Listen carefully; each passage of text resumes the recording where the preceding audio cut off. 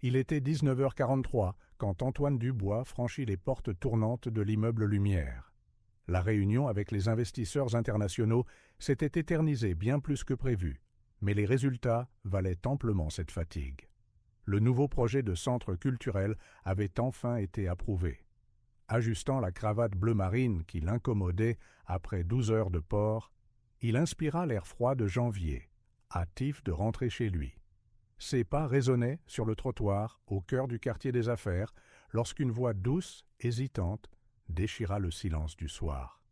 « Excusez-moi, pourriez-vous nous aider avec quelque chose ?» Antoine ralentit, son attention captée par la silhouette d'une femme debout, près de la vitrine d'une boutique fermée. À ses côtés, deux petites filles, des jumelles identiques, tenaient une petite pancarte en carton, sur laquelle était écrit d'une main tremblante « S'il vous plaît, aidez notre famille ». Quelque chose dans cette scène le fit s'arrêter complètement. La femme gardait son visage à demi masqué par des cheveux bruns en désordre, mais il y avait une familiarité dans sa voix, quelque chose qui remuait des souvenirs depuis longtemps enfouis. « Juste un peu d'aide pour acheter à manger », poursuivit-elle, la voix brisée par la honte. Les petites, qui ne semblaient pas avoir plus de 4 ans, s'agrippaient à sa jupe usée comme de petites ancres. C'est alors que l'une des filles bougea et que le lampadaire illumina plus clairement le visage de la femme. Le monde d'Antoine cessa de tourner. « Sophie ?» Le nom s'échappa de ses lèvres comme un murmure incrédule. La femme se figea, ses épaules tendues sous un manteau bien trop fin pour cette soirée d'hiver. Les jumelles se pressèrent contre elle, confuses par la réaction de leur mère. « Sophie Martin ?» Cette fois, sa voix était plus assurée. La femme leva lentement le visage et leurs regards se croisèrent enfin. Les yeux verts dont Antoine se souvenait, autrefois si pleins de vie et de rêves, étaient maintenant ternes, marqués par des ombres qui allaient bien au-delà de l'épuisement physique. Antoine.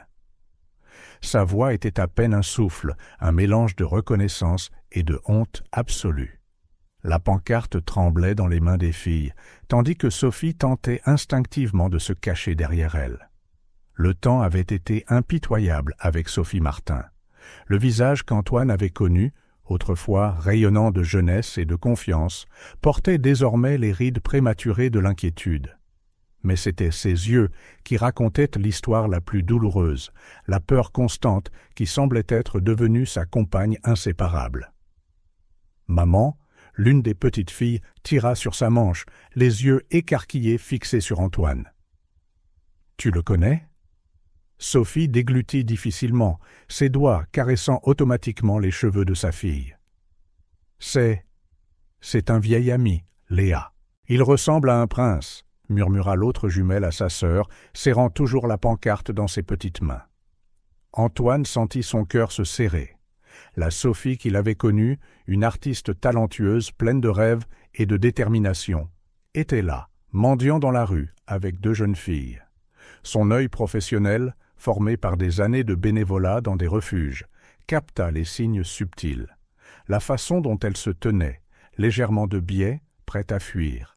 Comment ses yeux balayaient constamment la rue, le tremblement de ses mains. « Sophie, as-tu besoin d'aide ?»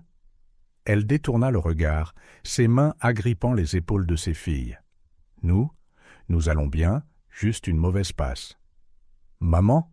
murmura l'une des filles en tirant sur sa jupe. « J'ai mal au ventre, j'ai faim. » Chloé, chut, essaya de la faire taire Sophie, mais c'était trop tard. Antoine jeta un coup d'œil à sa montre, puis au bistrot, illuminé de l'autre côté de la rue. L'enseigne rouge du bistrot du matin clignotait, accueillante. « Il y a un bistrot là-bas, » dit-il doucement en montrant du doigt. « On pourrait... »« Nous n'avons pas besoin de charité, » le coupa Sophie, mais sa voix se brisa sur le dernier mot. « Ce n'est pas de la charité, » répondit calmement Antoine. « C'est un ami qui retrouve une vieille amie après longtemps. Et si je me souviens bien, tu me dois toujours une conversation sur ce projet d'art de l'année de première. » Quelque chose vacilla dans le regard de Sophie, un lointain souvenir de jours plus simples, où leur plus gros problème étaient les notes de maths et la mauvaise nuance de peinture acrylique. « Est-ce qu'ils ont du chocolat chaud là-bas » demanda Léa avec espoir, laissant la pancarte glisser un peu. « Léa » commença Sophie, mais elle fut interrompue par l'autre jumelle. « S'il te plaît, maman, il fait si froid. » Antoine regarda le conflit sur le visage de Sophie, la fierté luttant avec la nécessité, la peur rivalisant avec le souvenir du garçon qu'elle avait connu tant d'années auparavant. Elle regarda la pancarte dans les mains de ses filles, leurs vêtements usés, puis de nouveau Antoine.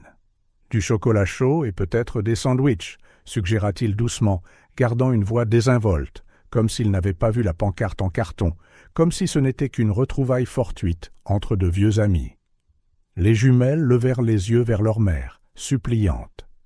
Sophie ferma les yeux un instant, et Antoine put voir le moment exact où sa résistance céda. Juste pour un moment, accepta-t-elle finalement, la voix à peine audible. Tandis que Sophie se penchait pour ramasser un petit sac à dos en lambeaux, l'une des jumelles plia soigneusement la pancarte en carton et la glissa dans son manteau comme un secret honteux. L'autre continuait de fixer Antoine avec curiosité, s'accrochant à la main de sa mère.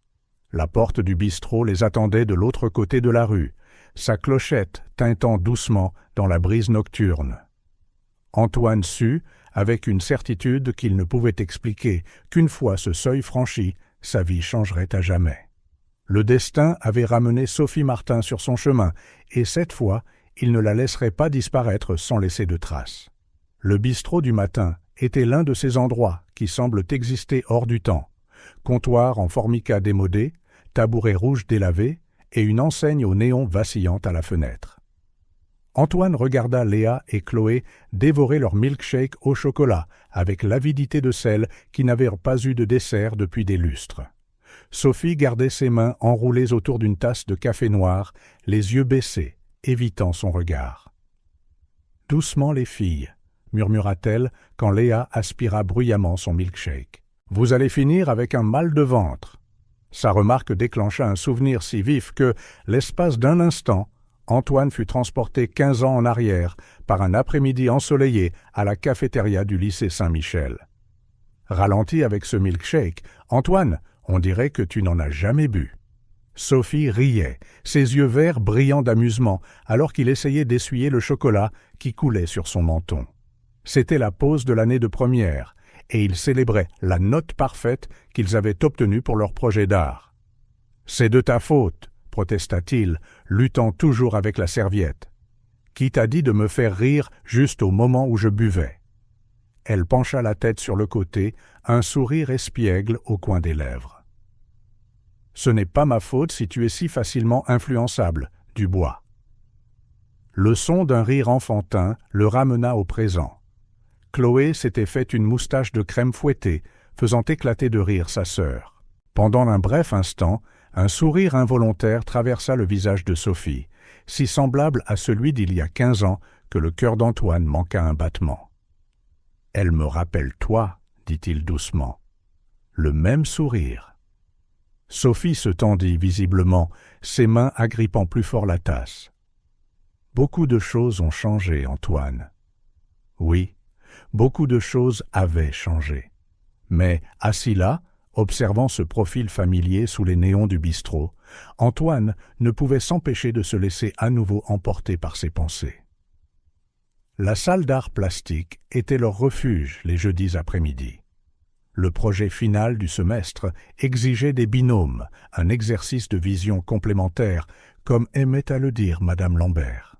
Sophie avait été désignée comme sa partenaire, à son grand plaisir secret. « Alors » dit-elle en étalant des feuilles de papier craft sur la table. « Que penses-tu de mélanger ton obsession pour les lignes droites et mes courbes organiques ?» Il haussa un sourcil, essayant d'ignorer le double sens involontaire. « Tu suggères une fusion entre l'architecture et la nature ?» « Exactement. » Ses yeux pétillaient d'enthousiasme alors qu'elle commençait à esquisser. Imagine un bâtiment qui s'intègre parfaitement au paysage, comme s'il avait poussé de la terre elle-même. C'est à ce moment-là, en la regardant dessiner avec une telle passion, qu'Antoine réalisa qu'il était irrévocablement amoureux de Sophie Martin. Le cliquetis des couverts contre la porcelaine le ramena à la réalité.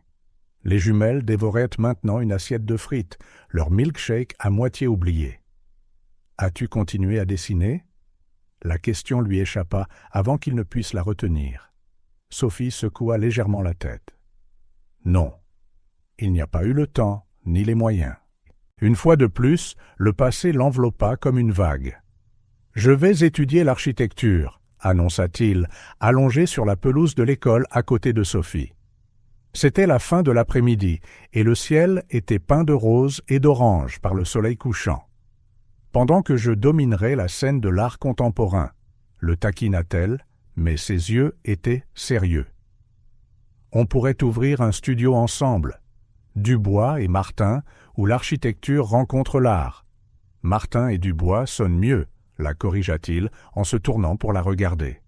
Idiot, rit-elle, mais son rire s'éteignit quand leurs regards se croisèrent. Ce fut leur premier baiser, maladroit, nerveux et absolument parfait. « Encore des frites, maman ?»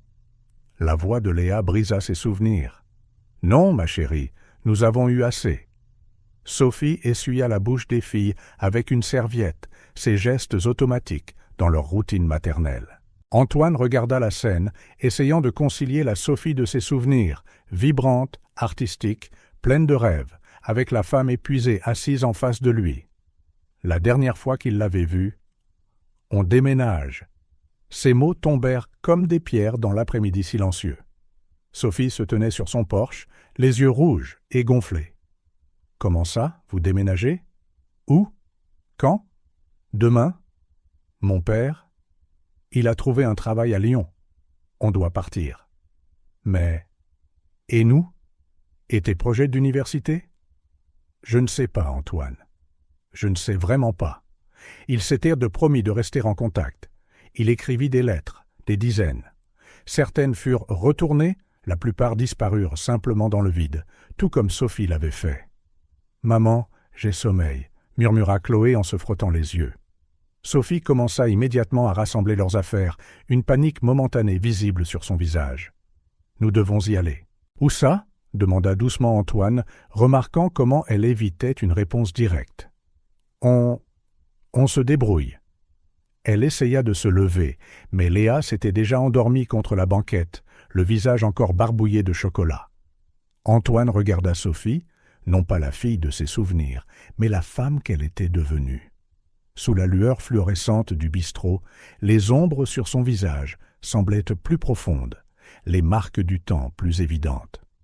Pourtant, il y avait encore quelque chose de l'ancienne Sophie là, dans la douceur avec laquelle elle touchait ses filles, dans la détermination qui maintenait sa posture droite malgré son épuisement évident. « Laisse-moi aider », offrit-il, gardant sa voix neutre. « Au moins pour ce soir. » Sophie hésita, son regard oscillant entre ses filles endormies et l'obscurité au-delà des fenêtres du bistrot. Un instant, Antoine vit la peur et la fierté se livrer bataille sur son visage, ce même visage qui avait un jour projeté de conquérir le monde de l'art à ses côtés. Le passé et le présent s'entremêlaient à cet instant sous la faible lueur du bistrot du matin. 15 ans de questions sans réponse planaient entre eux comme des fantômes agités. Mais ce n'était pas le moment des questions, c'était le moment des décisions. Et Antoine pouvait voir dans les yeux épuisés de Sophie qu'elle était sur le point d'en prendre une.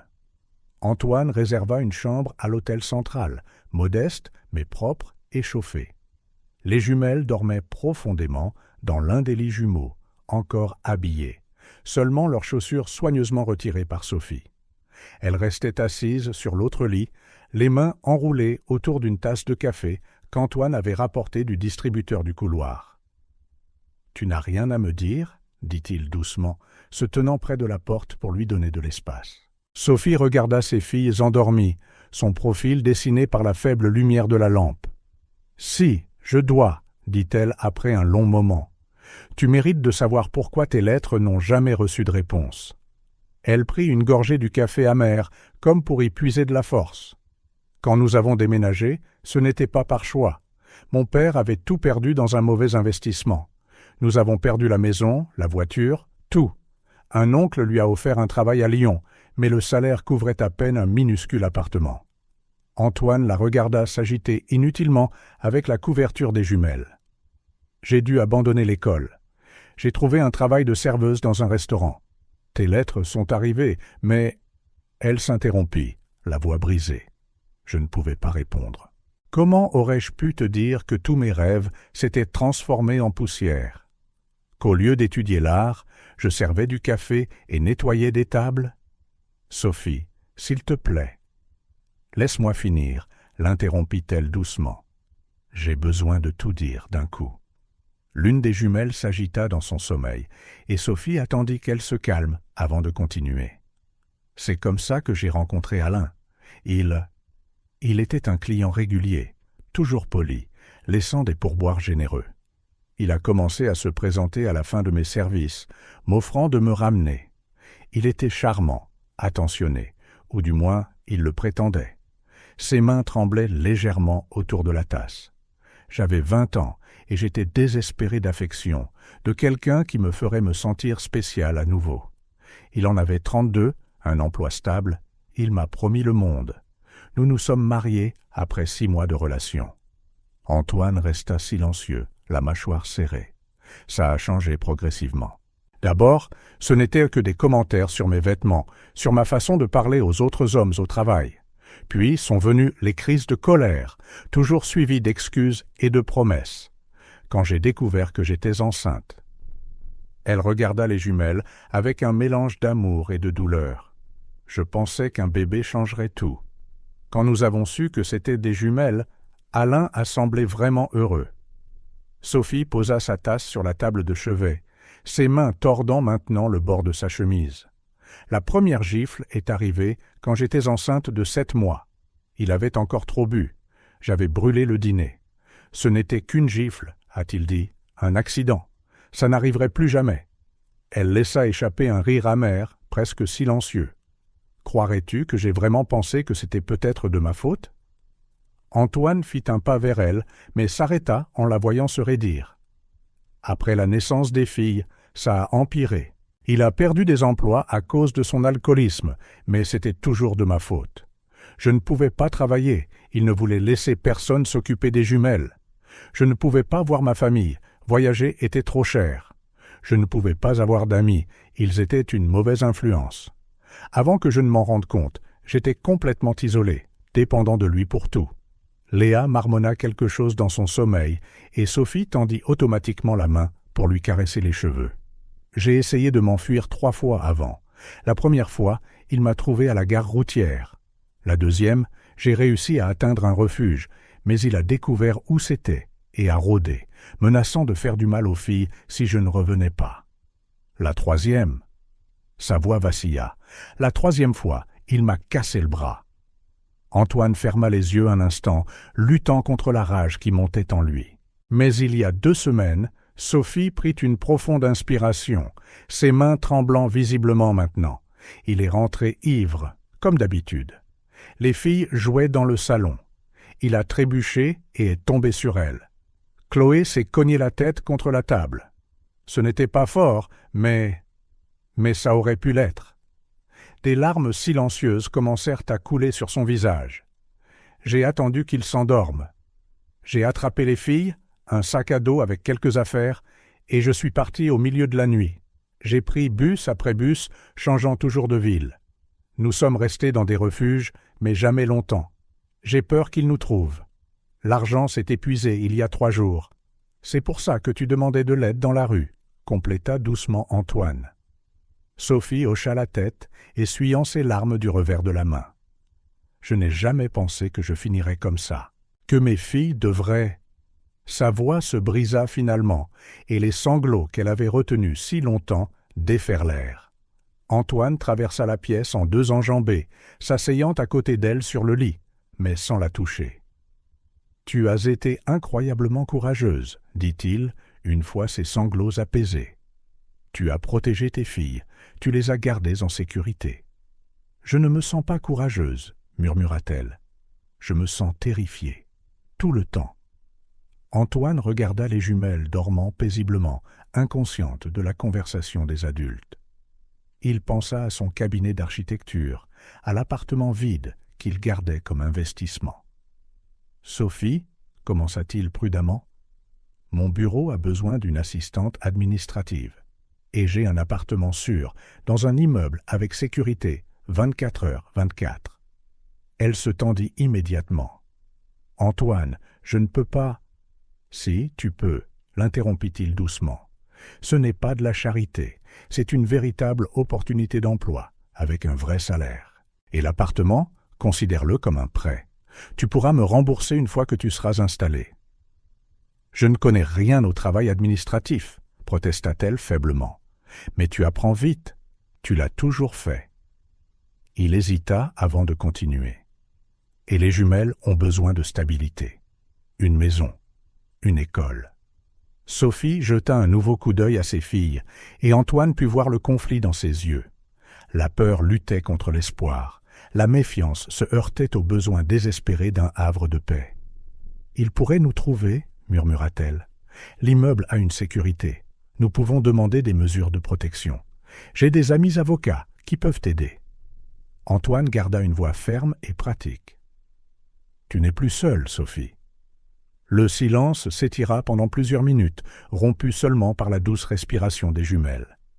Finalement, Sophie parla, sa voix si basse qu'il pouvait à peine l'entendre. « D'accord. » Une seule larme roula sur sa joue, mais cette fois, Antoine réalisa que c'était une larme de soulagement. D'espoir, peut-être.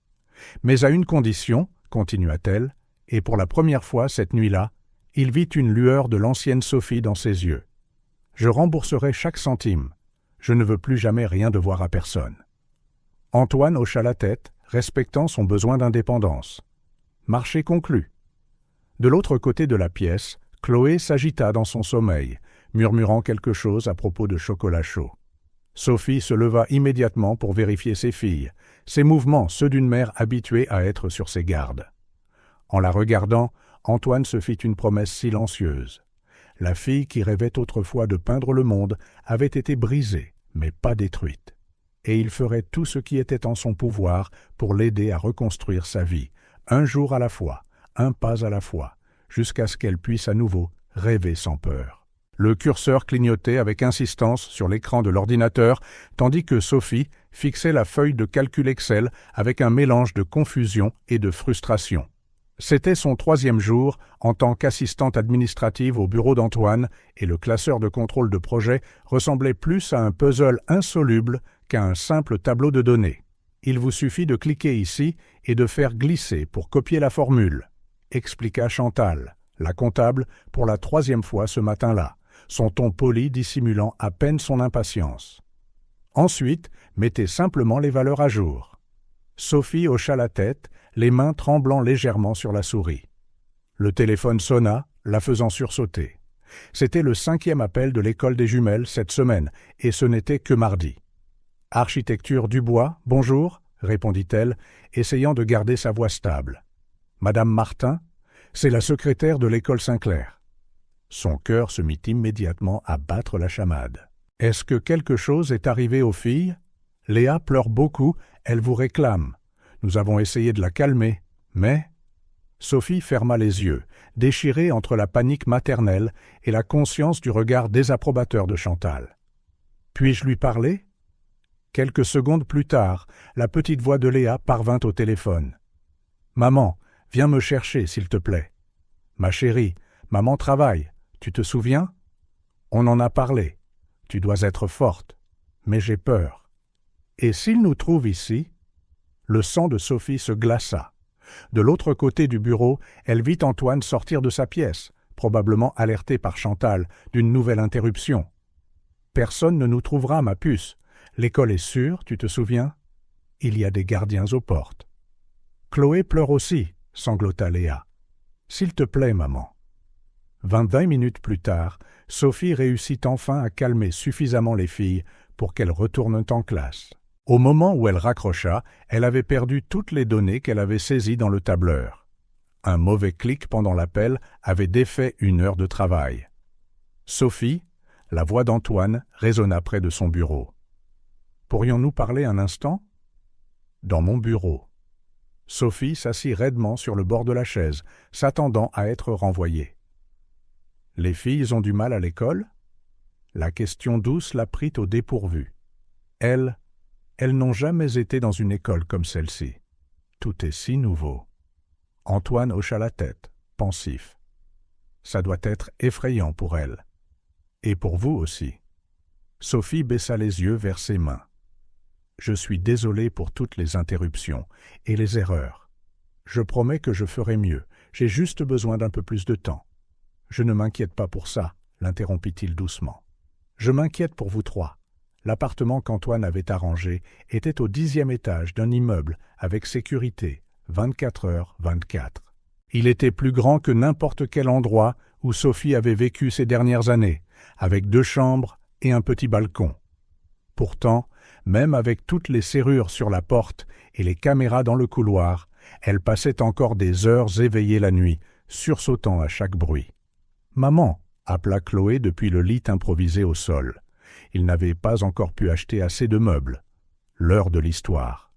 Sophie s'allongea entre ses filles, comme chaque soir. Il était une fois 2 princesses très courageuses qui vivaient dans un grand château. Oui, un château très haut et très sûr, ajouta Léa, endormie. Plus tard, après que les filles se soient enfin endormies, Sophie fit sa ronde nocturne habituelle, vérifiant la serrure 3 fois, inspectant les fenêtres, s'assurant que son téléphone était chargé pour les urgences. Le rituel familier apportait peu de réconfort. Au travail le lendemain matin, elle observa ses collègues interagir pendant les pauses café. Conversations sur les week-ends, les familles, les projets d'avenir. Elle restait à l'écart, se concentrant sur le tri du courrier. Moins ils en sauraient sur elle, mieux ce serait. Celui-ci est important. Philippe, l'un des architectes principaux, laissa tomber une enveloppe sur son bureau. Il doit être scanné et envoyé par email au client aujourd'hui, sans faute. Sophie regarda le scanner comme si c'était un serpent sur le point de frapper. Après 10 minutes de tentatives frustrées, la machine avala enfin le document, pour se bloquer complètement. « Non, non, non !» marmonna-t-elle, appuyant sur des boutons au hasard. « Laissez-moi vous aider !» Une voix douce résonna derrière elle. C'était Nadine, la réceptionniste. Ce scanner a ses petites manies. Venez, je vais vous montrer comment le dompter. Pendant le déjeuner, Sophie se cacha dans la salle de pause vide pour appeler l'école. Les jumelles avaient passé la matinée sans incident. Un petit miracle. En mangeant son sandwich, elle ouvrit le manuel des procédures du bureau que Chantal lui avait donné, déterminée à maîtriser ces programmes qui ressemblaient à des langages extraterrestres. Depuis le seuil de son bureau, Antoine l'observait discrètement. Il la voyait sursauter au bruit de l'imprimante qui s'allumait automatiquement, remarquer ses vérifications constantes des issues de secours, observer comment elle tressaillait chaque fois que quelqu'un s'approchait trop brusquement. Sophie sentit son regard attentif, mais fit semblant de ne pas le remarquer. C'était plus facile ainsi de garder les gens à distance, de construire des murs invisibles, des murs qui la protégeaient, mais qui l'isolaient aussi. Cette nuit-là, après avoir couché les filles, elle trouva un petit post-it dans son sac à main. « Vous vous en sortez très bien. Un jour à la fois. » Ah, assise sur le balcon de l'appartement, regardant les lumières de la ville, Sophie s'autorisa une seule larme. Quelque part, là dehors, Alain la cherchait peut-être. Cette pensée la tenait éveillée, nourrissait ses cauchemars, murmurait des dangers dans chaque ombre. Mais pour la première fois depuis longtemps, la peur n'était pas sa seule compagne. Il y avait aussi un faible espoir, fragile comme une flamme dans le vent, mais bien là. Les jumelles étaient en sécurité. Elle avait un travail, un toit sur la tête. De petits pas dans un nouveau monde. Des pas hésitants, peut-être, mais des pas en avant. 2 semaines après avoir commencé chez Architecture du Bois, Sophie avait encore du mal avec le système de classement numérique. Les dossiers semblaient être un labyrinthe infini, et elle sauvegardait souvent des documents au mauvais endroit, semant la confusion dans toute l'équipe. « Encore, Sophie !» soupira Chantal en découvrant les dossiers du projet Marina mélangés à ceux du centre d'affaires. « Vous devez vraiment faire plus attention. Cela affecte le travail de tout le monde. » Sa remarque la piqua, mais Sophie se contenta de hocher la tête, ravalant son humiliation, tout en réorganisant les fichiers. Son téléphone portable vibra. Le 5e message de l'école ce matin-là. Léa avait encore pleuré pendant toute la récréation. Les jours se transformèrent en une course impossible contre la montre. Se réveiller à 5h30, préparer les filles, se battre pour les amener à l'école, arriver en retard au travail, faire des erreurs, recevoir des regards désapprobateurs, récupérer les filles, aider aux devoirs, dormir 3 ou 4 heures et recommencer le lendemain. Martin. Philippe s'arrêta à son bureau un vendredi particulièrement chaotique. Où est la présentation du projet Andrade? Le client attend. Sophie sentit un frisson la parcourir. La présentation, elle était censée la mettre en forme la veille, mais Léa avait eu de la fièvre et Chloé n'arrivait pas à dormir à cause de cauchemars. Je ne l'ai pas terminé. Comment ça, vous ne l'avez pas terminé? La réunion est dans 20 minutes. Ses mains tremblaient alors qu'elle essayait d'organiser rapidement les diapositives. L'épuisement brouillait sa vision, et elle supprima accidentellement une section entière du fichier. « Pour l'amour de Dieu !» s'exclama Philippe, attirant l'attention de tout le monde. « Antoine, je dois te parler, maintenant. » Sophie regarda, mortifiée. Philippe marchait d'un pas décidé vers le bureau d'Antoine. À travers les parois vitrées, elle pouvait voir les gestes irrités de l'architecte principal. 10 minutes plus tard, la voix d'Antoine retentit dans son interphone. « Sophie, s'il vous plaît, venez dans mon bureau. » Les jambes tremblantes, elle se leva. Chantal la regarda avec un mélange de pitié et d'agacement. Dans les cubicules voisins, 2 autres architectes chuchotaient, pariant probablement sur le temps qu'il lui restait. « Asseyez-vous », indiqua Antoine dès qu'elle entra. Son ton était sérieux, mais il y avait quelque chose dans ses yeux qui ne correspondait pas à un licenciement imminent. « Je suis désolé », commença-t-elle, les mots se bousculant. « Je sais que j'ai déçu tout le monde, mais je peux faire mieux. Je ferai mieux. Les filles s'adaptent encore à l'école et je... » Sophie, l'interrompit-il doucement, ouvrant un dossier sur son bureau. « Regardez ça. » Elle cligna des yeux, confuse, en voyant ses propres dessins. Des croquis qu'elle gribouillait pendant les réunions quand elle pensait que personne ne regardait. Des révisions de plans, des modifications de façade, des idées d'intérieur. « Vous avez redessiné tout le hall du projet Andrade, dit-il en montrant l'un des croquis. Et vos suggestions pour l'aménagement paysager du centre d'affaires sont exactement ce qui nous manquait. Je n'aurais pas dû faire ça, murmura-t-elle. Je suis désolée si j'ai semblé indiscrète. Au contraire, Antoine se pencha en avant. Vous avez un talent naturel pour le design. C'est un gaspillage de votre potentiel de vous cantonner à des tâches administratives. Sophie sentit une pointe d'espoir familière, dangereuse, douloureuse. Mais j'ai besoin de ce travail, les factures, l'école des filles. Et vous le garderez, assura-t-il. Mais j'ai une proposition à vous faire. Il marqua une pause, l'observant attentivement. Il y a un cours du soir de design d'intérieur à l'école des beaux-arts. 3 soirs par semaine. La panique immédiate a dû être évidente sur son visage, car Antoine ajouta rapidement. « Avant que vous ne disiez non, laissez-moi finir. Je connais une excellente baby-sitter, Marie-Thérèse. Elle a travaillé pour ma sœur pendant des années, totalement fiable. Je ne peux pas laisser les filles avec une inconnue, protesta Sophie, cette peur familière lui serrant la poitrine. Sophie, la voix d'Antoine était douce, mais ferme. Regardez-vous. Vous êtes épuisée, vous faites des erreurs, vous tenez à peine debout. Les filles ont besoin d'une mère fonctionnelle, pas de quelqu'un au bord de l'effondrement. » Les mots la frappèrent de plein fouet, car ils étaient vrais. La veille, elle s'était endormie en aidant Léa avec ses devoirs de maths. La semaine d'avant, elle avait oublié les déjeuners des filles à la maison 2 fois. Et si, elle déglutit difficilement. Et s'il leur arrive quelque chose pendant que je suis partie, Marie-Thérèse a de l'expérience avec les enfants traumatisés, expliqua doucement Antoine. Ma sœur l'a engagée après que mon neveu a traversé une situation difficile. Elle sait comment gérer les peurs, les cauchemars, l'anxiété. Sophie regarda de nouveau ses dessins éparpillés sur son bureau.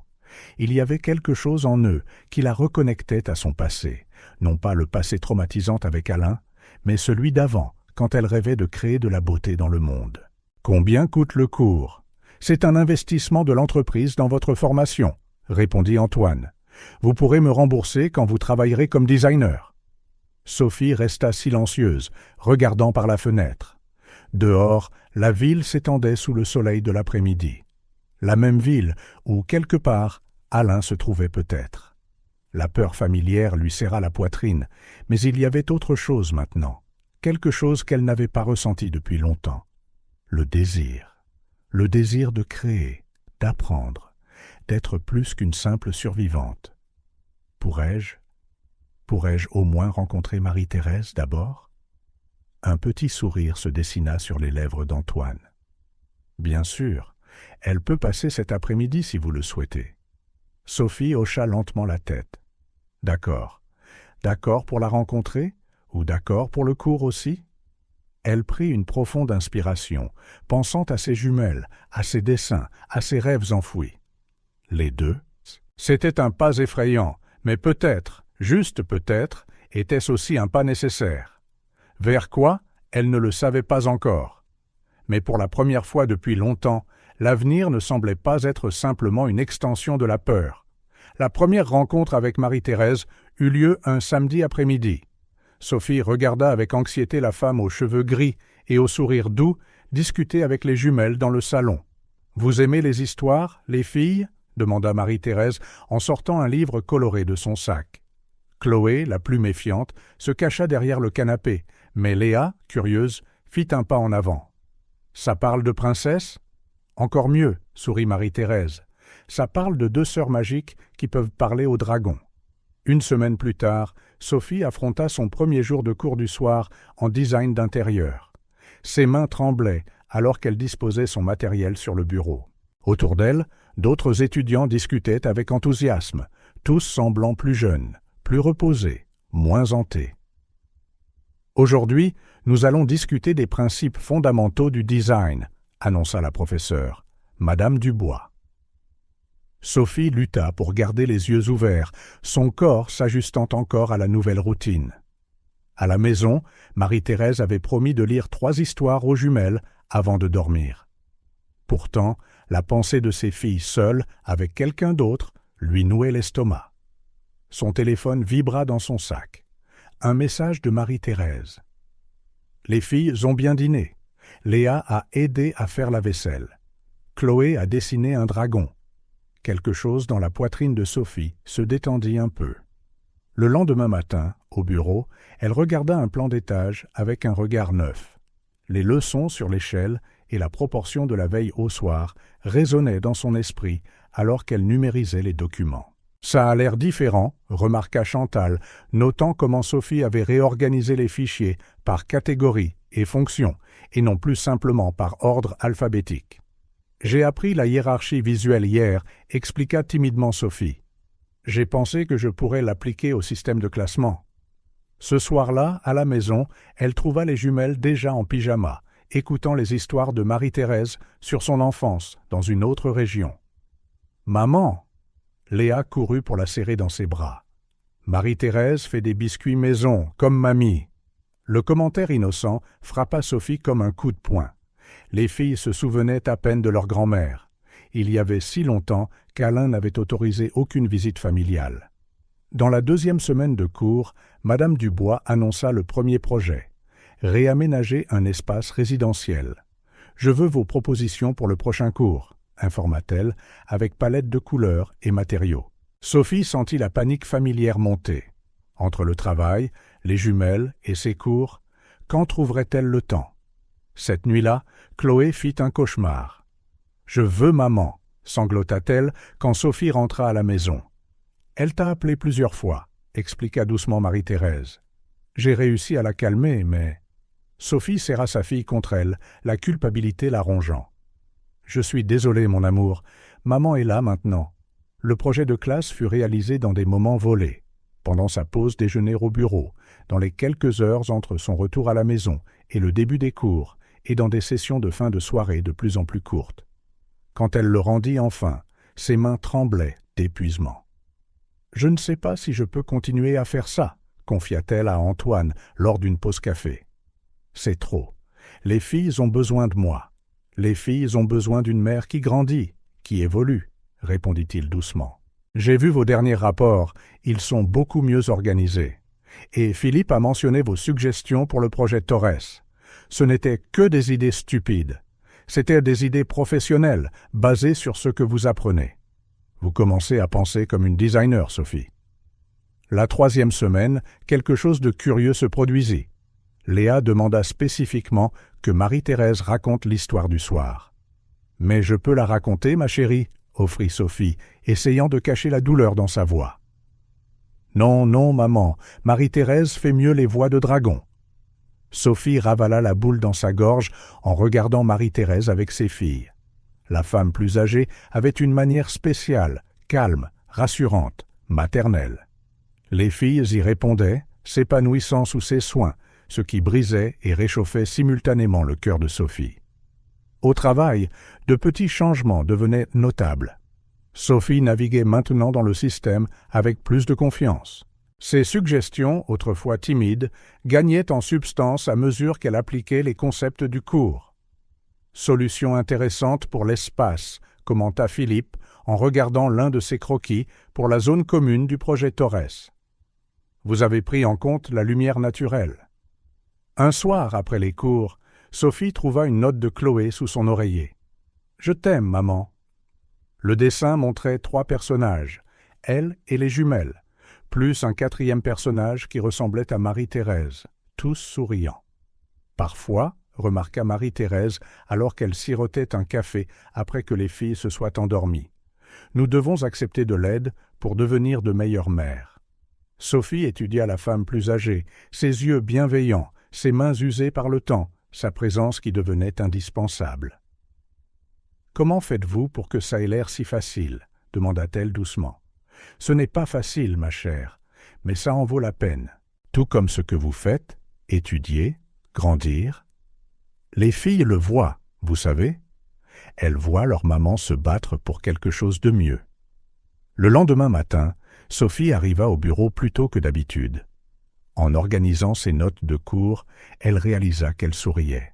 Un petit sourire hésitant, mais réel. Sur son bureau, un nouveau post-it d'Antoine l'attendait. « J'ai vu votre dernière présentation de cours. Impressionnant.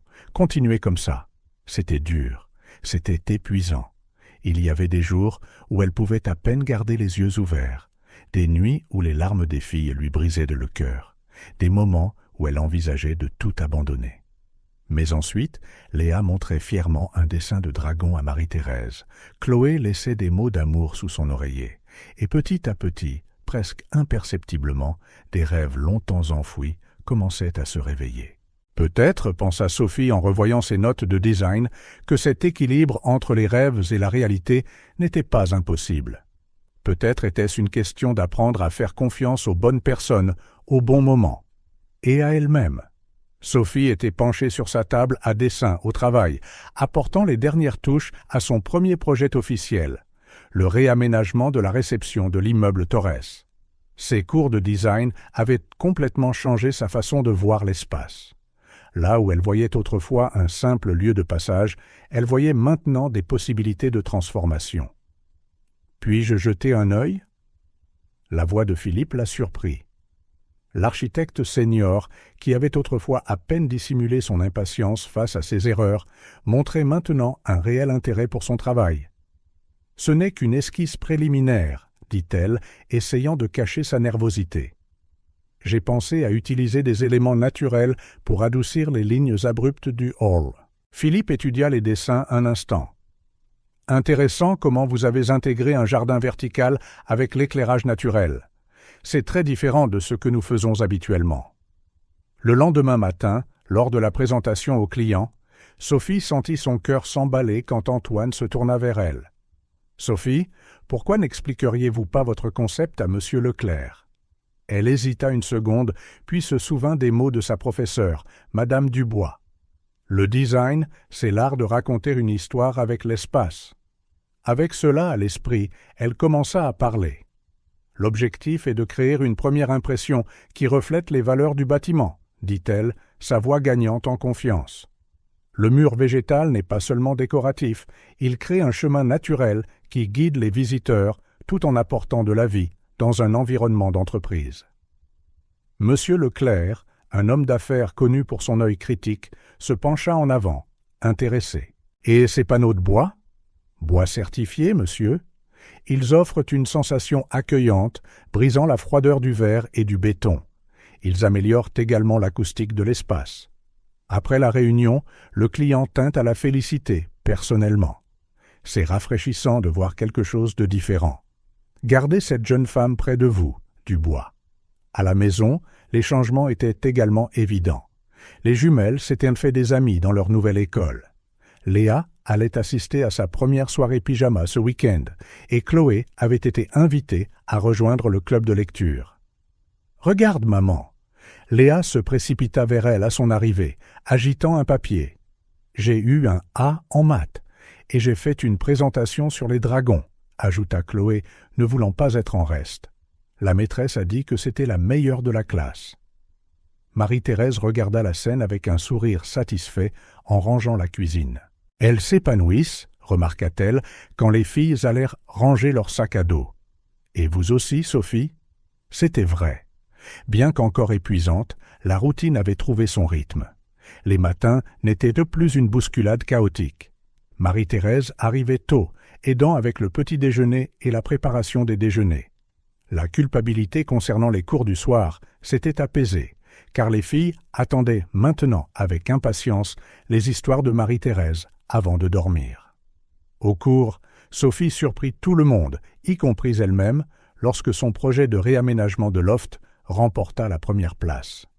Votre compréhension de la façon dont l'espace affecte les émotions est exceptionnelle, la loua Madame Dubois. Vous avez un don naturel. Un vendredi soir, après 2 semaines particulièrement productives, Sophie décida de faire quelque chose de spécial. Avec l'aide de Marie-Thérèse, elle transforma le salon en une mini-salle de cinéma, avec des matelas au sol et une sélection de films pour enfants. « On peut manger du pop-corn au lit ?» demanda Léa, les yeux brillants. « Juste ce soir », sourit Sophie, réalisant qu'elle ne se souvenait pas de la dernière fois où elle avait vraiment souri comme ça, librement, sans peur ni culpabilité. Marie-Thérèse partit tôt, déclinant poliment l'invitation à rester. « C'est votre soirée ensemble », fit-elle un clin d'œil à Sophie. Allongée entre ses filles, regardant un film d'animation sur une princesse guerrière, Sophie ressentit quelque chose dont elle avait oublié l'existence. La paix. Chloé était blottie sous son bras gauche, Léa sous le droit, toutes deux gloussant de temps en temps aux scènes amusantes. Au travail, sa transformation ne passa pas inaperçue. Chantal lui demandait maintenant fréquemment son avis sur l'organisation des présentations. Philippe commença à l'inclure dans davantage de réunions de projet. Même les stagiaires cherchèrent ses conseils. Lors d'une réunion particulièrement importante, Sophie expliquait ses idées pour un nouveau projet quand elle remarqua le regard d'Antoine. Il y avait quelque chose là, de l'admiration peut-être, qui la fit trébucher brièvement. Leurs yeux se rencontrèrent un instant et elle sentit une chaleur familière monter à ses joues. « Excellente analyse, Sophie » commenta-t-il après, une fois que tout le monde fut parti. « Vous avez vraiment trouvé votre place. J'ai eu de bons mentors, » répondit-elle, pensant à tous ceux qui avaient de contribuer à son parcours. Antoine, Marie-Thérèse, Madame Dubois et même ses filles, qui faisaient preuve d'une résilience qui l'inspirait quotidiennement. Cette nuit-là, en triant son matériel pour le prochain cours, Sophie tomba sur un vieux dessin, l'une de ses premières esquisses pour le projet Torres. À côté se trouvait son dernier travail, montrant des progrès remarquables. Ce n'était pas seulement la technique qui s'était améliorée, il y avait une confiance dans ses lignes qui n'existait pas auparavant. Dans sa chambre, les jumelles dormaient paisiblement. Pas de cauchemar, pas de peur. Dans la cuisine, une nouvelle recette de Marie-Thérèse était posée à côté du calendrier familial, où les activités scolaires, les engagements professionnels et les cours du soir coexistaient en une harmonie organisée. Sophie s'arrêta devant le miroir de la salle de bain, étudiant son reflet. Les cernes sous ses yeux étaient toujours là, mais quelque chose était différent en eux.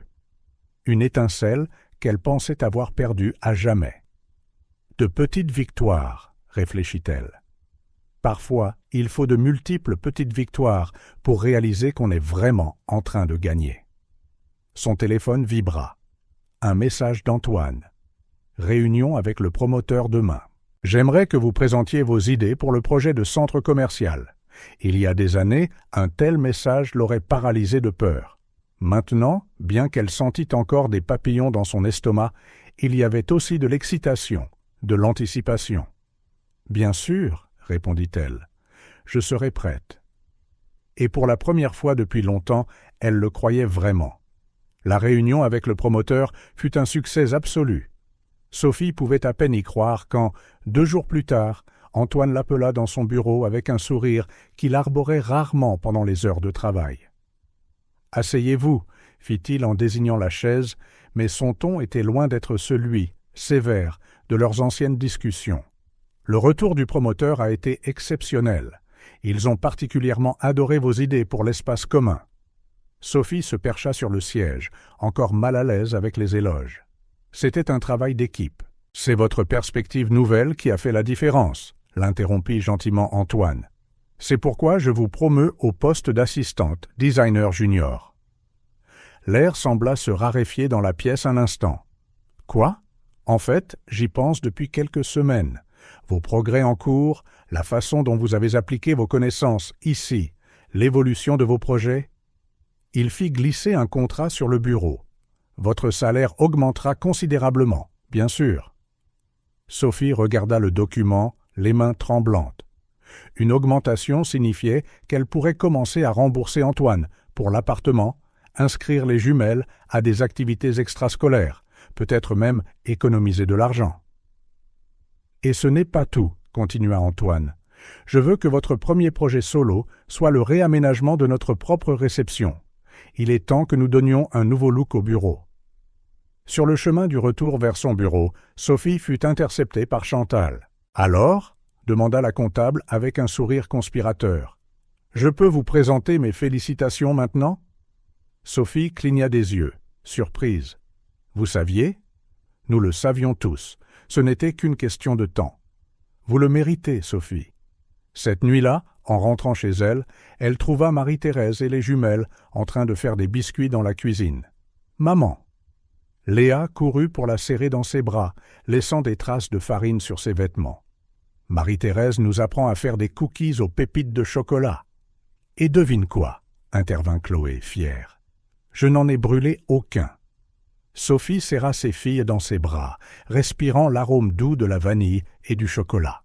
« J'ai une nouvelle à vous annoncer, » sourit-elle. « Maman a eu une promotion aujourd'hui. Les filles ne comprirent pas ce que cela signifiait, mais le bonheur sincère sur le visage de leur mère était tout ce dont elles avaient besoin, et elles se mirent à sauter et à crier dans la cuisine. Marie-Thérèse sourit, les yeux brillants de fierté. « Cela mérite une fournée de biscuits supplémentaires. » Les jours suivants furent un tourbillon d'activités. Sophie se jeta dans le projet de la réception avec une énergie qu'elle ne se savait plus posséder. Entre les devoirs de cours, le travail et les jumelles, elle dormait encore moins qu'avant, mais une excitation la portait. « Je pensais à ces couleurs », expliqua-t-elle à l'équipe lors d'une réunion de présentation du projet. Le vert sauge sur les murs principaux crée une atmosphère sereine, tandis que les touches de cuivre ajoutent de la sophistication sans ostentation. Philippe hocha la tête en signe d'approbation. « La façon dont vous avez disposé le mobilier est également intéressante. Cela crée un flux sans sacrifier la fonctionnalité. Mais tout ne se passa pas sans heurts. Monsieur Mendes, un client connu pour son caractère difficile, ne fut pas impressionné par ses idées pour son projet résidentiel. « Trop moderne !» critiqua-t-il, fronçant les sourcils devant les panneaux de présentation. « Je veux quelque chose de plus traditionnel, plus... » « Excusez-moi, monsieur Mendes, » l'interrompit Sophie, se surprenant elle-même de son audace. « Puis-je vous montrer comment ces éléments modernes complètent en fait le style classique que vous appréciez ?» Pendant 40 minutes, elle guida le client à travers sa vision, expliquant chaque choix, chaque détail. À la fin, non seulement il avait approuvé le projet, mais il avait également demandé à étendre sa portée pour inclure d'autres zones de sa maison. « Impressionnant !» remarqua Antoine après le départ du client. « Vous l'avez mieux compris que n'importe lequel d'entre nous. » Sophie rougit légèrement au compliment, remarquant que le regard d'Antoine s'attardait sur le sien un instant de trop. Le projet de la réception avança rapidement. Sophie perdait souvent la notion du temps, absorbée par les détails et les spécifications. Un soir, Nadine, la réceptionniste, resta tard pour l'aider avec les mesures. « Vous savez, » commenta Nadine alors qu'elle tenait le maître ruban, « nous organisons un pique-nique dimanche. Pourquoi ne viendriez-vous pas? Amenez les filles, ce sera amusant. » Sophie hésita, son réflexe automatique de s'isoler se heurtant à son désir croissant de connexion. « Il y aura d'autres enfants, » insista gentiment Nadine. « Lisa amène ses jumeaux et Paolo sa fille. Je peux y réfléchir? » « Bien sûr, » sourit Nadine. « Dites-le-moi simplement d'ici vendredi. » Le premier jour des travaux de la réception, Sophie amena les jumelles pour voir. C'était un samedi, et le bureau était vide, à l'exception de quelques ouvriers qui commencèrent la démolition. « Waouh !» s'exclama Léa en regardant le moodboard que Sophie avait créé. « C'est toi qui as fait tout ça, maman ?»« C'est moi, » répondit Sophie, regardant ses filles examiner chaque détail des croquis avec fascination. « Tu es comme une artiste magique, » déclara Chloé avec la certitude absolue que seule une enfant peut avoir. Sophie sentit des larmes lui piquer les yeux. Quelque part en elle, la fille qui rêvait autrefois de peindre le monde sourit. Le lundi, lors de la réunion d'équipe, Sophie présenta le calendrier détaillé de la rénovation. Ses mains ne tremblaient non plus en pointant les détails sur les diapositives. Sa voix ne vacillait pas en répondant aux questions. « Excellent travail », la loua Antoine à la fin. Leurs regards se croisèrent brièvement, et pendant un instant, Sophie sentit cette chaleur familière dans sa poitrine, quelque chose qui se produisait de plus en plus fréquemment. De retour à son bureau, elle trouva un post-it de Nadine. Alors, dimanche au parc, les filles vont adorer. Sophie regarda par la fenêtre, pensive. La peur était toujours là, une présence constante, murmurant la prudence. Mais maintenant, il y avait quelque chose de plus fort. Un désir de vivre, d'appartenir, de laisser ses filles avoir une enfance normale. Prenant son téléphone, elle tapa un message à Nadine. « Le pique-nique commence à quelle heure ?» La réponse arriva instantanément, pleine d'émojis joyeux. Sophie sourit, reportant son attention sur les dessins techniques de sa table à dessin.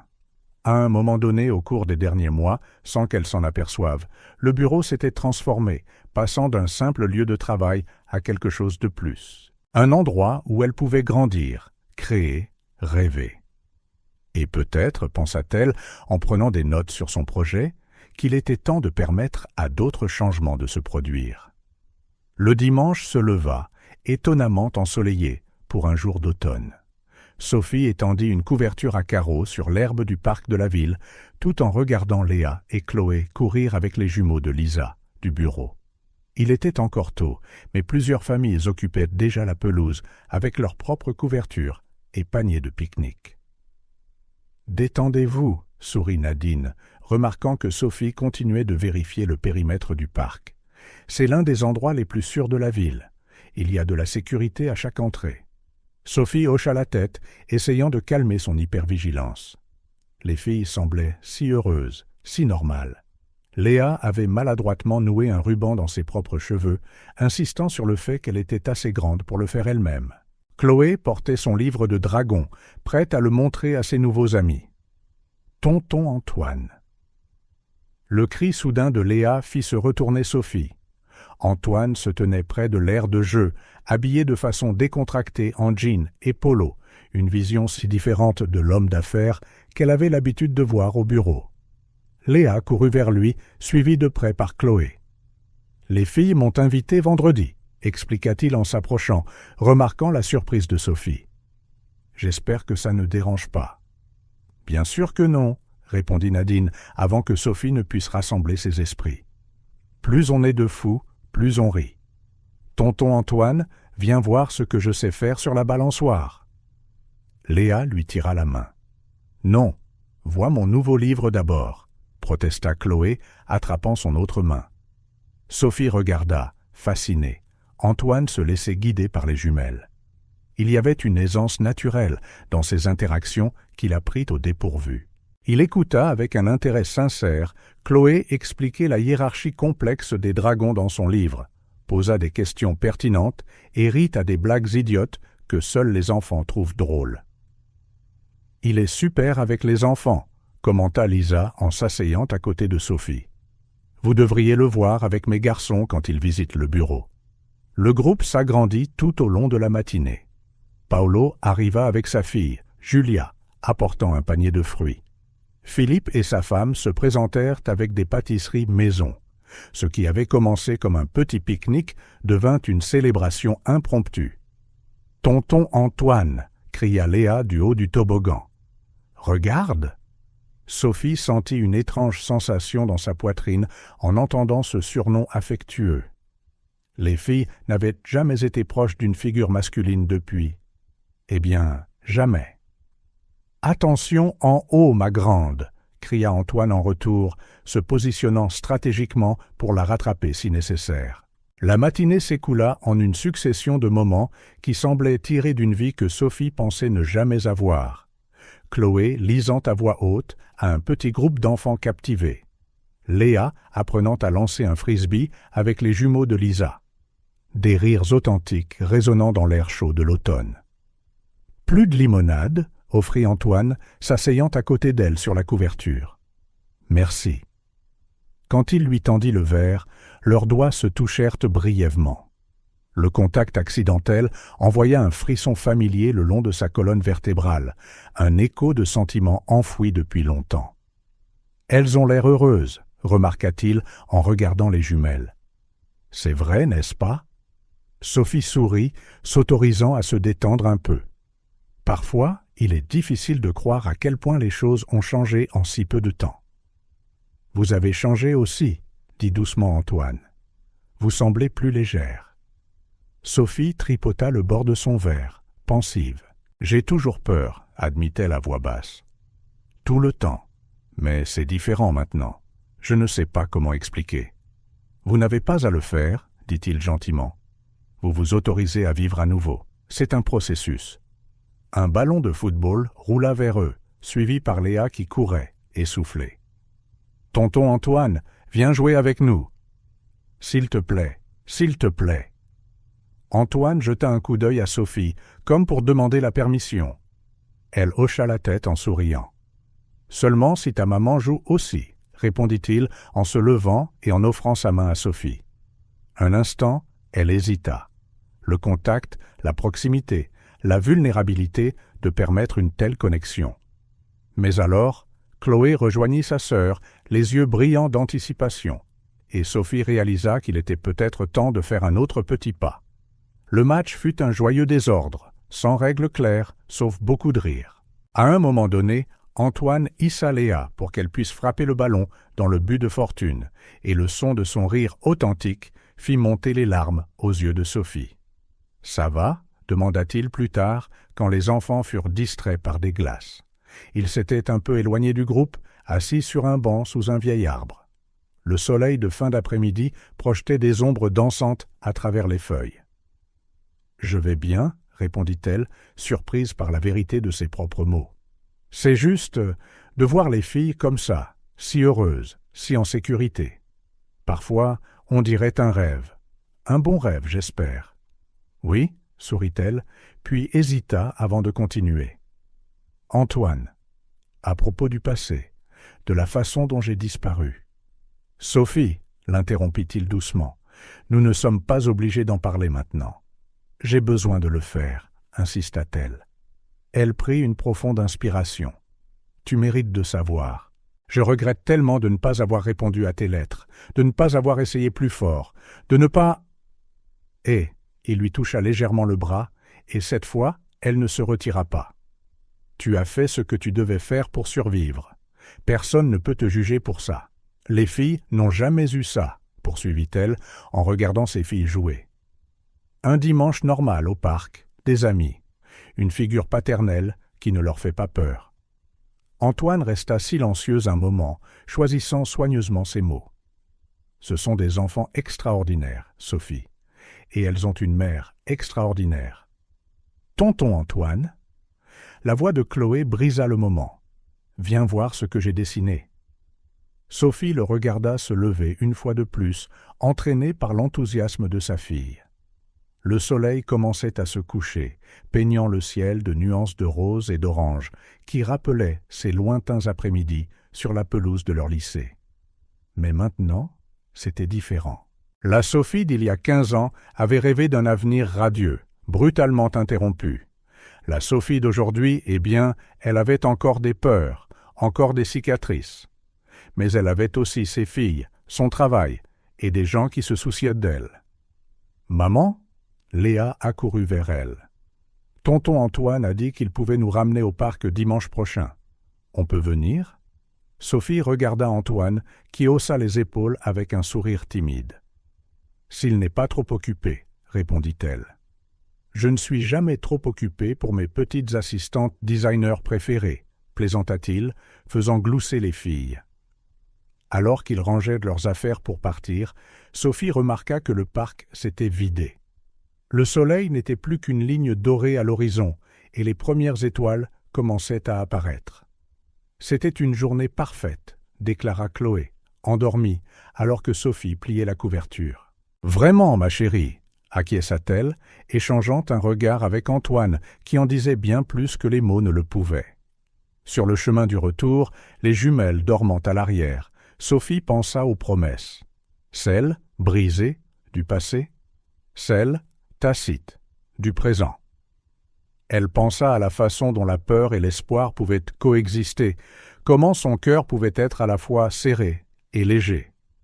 Mais surtout, elle pensa à la façon dont, parfois, les liens les plus forts se forment dans les moments les plus simples. Un dimanche ensoleillé, avec des rires d'enfants en fond sonore, et la promesse silencieuse que des jours comme celui-ci pourraient, en effet, se reproduire. Le lundi après le pique-nique commença par une agitation inhabituelle au bureau. Sophie venait de déposer les jumelles à l'école, souriant encore au souvenir du dimanche, quand Antoine convoqua une réunion d'urgence. Le groupe Horizon veut réinventer le concept des espaces pour enfants dans les centres commerciaux, annonça-t-il à l'équipe rassemblée. Ils construisent le plus grand centre commercial de la ville et veulent quelque chose de vraiment innovant, quelque chose que personne n'a jamais vu. Sophie prenait des notes d'un air distrait quand les mots suivants d'Antoine la firent sursauter. « Et je veux que Sophie dirige le design du projet. » Le silence qui suivit fut rompu par Philippe. « Excellent choix.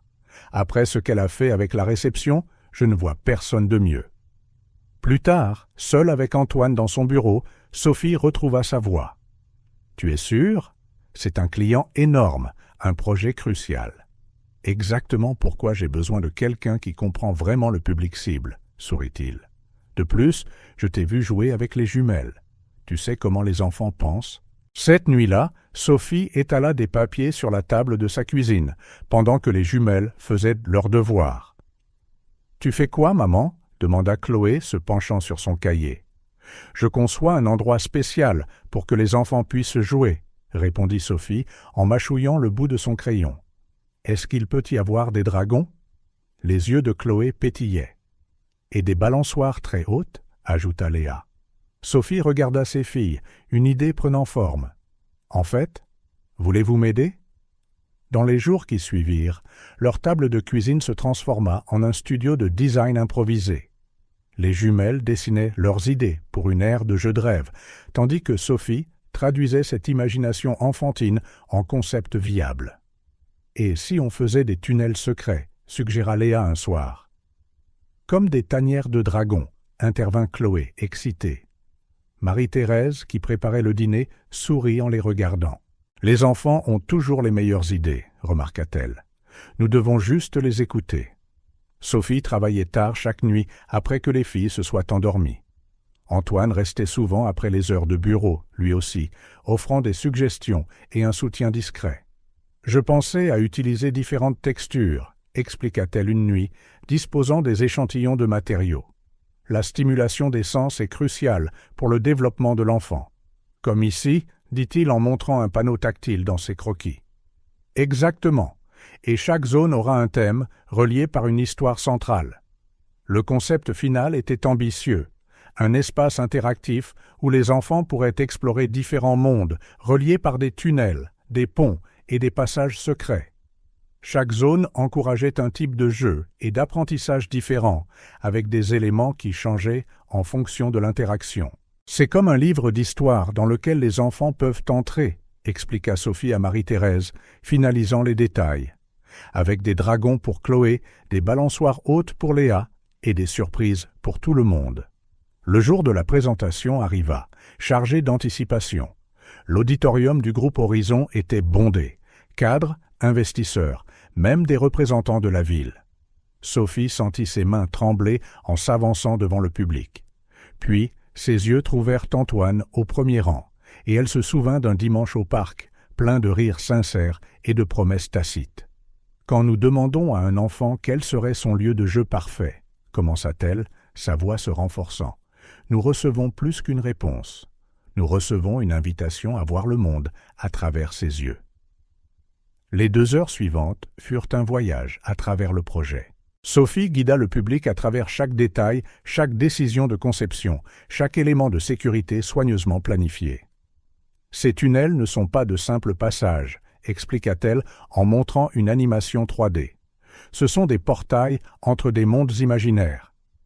Ici, un enfant peut être un explorateur découvrant un trésor. Là-bas, un scientifique enquêtant sur des phénomènes naturels. Plus loin, un chevalier affrontant de gentils dragons. » Alors qu'elle démontrait comment chaque zone se connectait à travers un récit continu, elle vit plusieurs cadres échanger des regards impressionnés. Et le plus important, conclut-elle, chaque élément a été conçu non seulement par des architectes et des designers, mais aussi testé et approuvé par les vrais experts, les enfants. Le silence qui suivit fut rompu par le président du groupe Horizon, qui se leva en applaudissant. En quelques secondes, tout l'auditorium était debout. « Extraordinaire », déclara-t-il en s'approchant de Sophie. « Simplement extraordinaire. Nous ne voulons pas seulement approuver ce projet.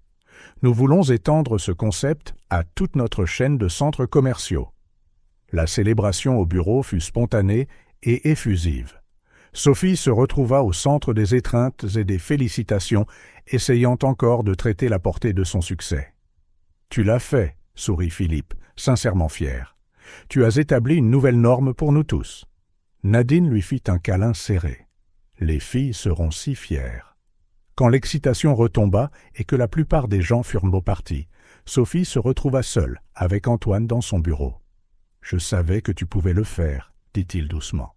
« Je n'y serais jamais arrivée sans toi, » répondit-elle, la voix pleine d'émotion. « Sans ta confiance en moi, sans... » Les mots lui manquèrent, et sans réfléchir, elle le serra dans ses bras. Ce fut un moment de pure vulnérabilité, de gratitude, de joie, et de quelque chose de plus profond qui se mêlait. Antoine hésita une seconde avant de la serrer en retour, ses bras s'enroulant autour d'elle de manière protectrice. L'étreinte dura quelques secondes de plus que ce qui était approprié pour un patron et une employée, chargés de sentiments inexprimés. Quand ils se séparèrent, tous deux semblaient légèrement embarrassés, mais leurs yeux disaient tout ce que leurs mots ne disaient pas. « Je dois aller chercher les filles, » murmura Sophie, brisant le moment. « Bien sûr, » sourit Antoine, « elles voudront fêter ça avec l'architecte vedette. » Dans la voiture, en route pour l'école, Sophie laissa enfin les larmes couler. Des larmes de bonheur, d'accomplissement et de possibilité. Le projet n'était pas seulement un triomphe professionnel, c'était la preuve qu'elle pouvait à nouveau rêver, à nouveau créer, à nouveau vivre. Dans son sac, les dessins originaux des jumelles pour le projet étaient soigneusement rangés, témoins silencieux de la façon dont les plus beaux rêves naissent parfois des histoires les plus dures. La nouvelle arriva par Nadine, qui fit irruption dans le bureau de Sophie en agitant le journal du matin. « Tu es en couverture de la section affaires. » Sophie prit le journal avec des mains tremblantes. Elle était là, souriant professionnellement, à côté des maquettes du projet pour l'espace enfant. Le titre disait « Innovation en design ». Un projet révolutionne les espaces pour enfants dans les centres commerciaux. Le journaliste veut une interview exclusive, mentionna Antoine, appuyé contre l'encadrement de la porte.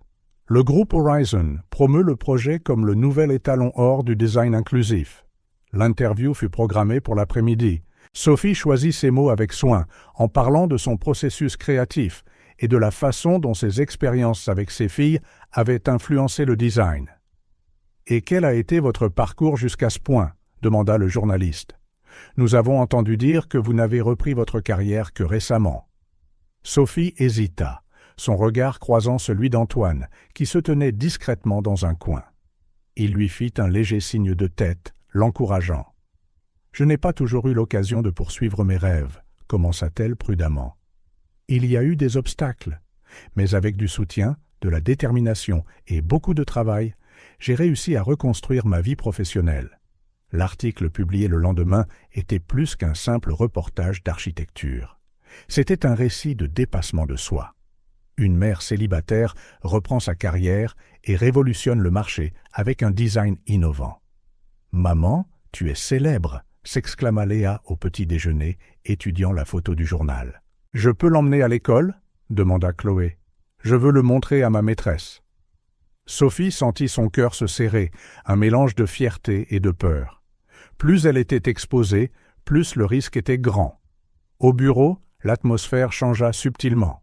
Ses collègues, connaissant maintenant des fragments de son histoire, lui témoignaient un nouveau genre de respect. Sophie l'appela Antoine à la fin de la journée. Le conseil d'administration a pris une décision. Vous êtes promu au rang de designer à part entière. Elle cligna des yeux, stupéfaite. Si tôt ? Tôt ?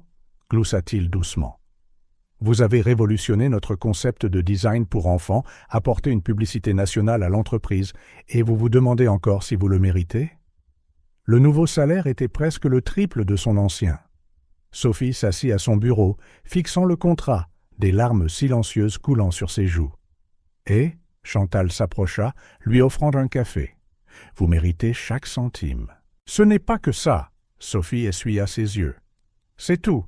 Comment vous m'avez tous accueilli, soutenu. »« Nous sommes une famille, ici, » ajouta Philippe, les rejoignant. « Et les familles les prennent soin les unes des autres. » Le mot « famille » aurait dû lui faire mal, mais au lieu de cela, il lui apporta du réconfort.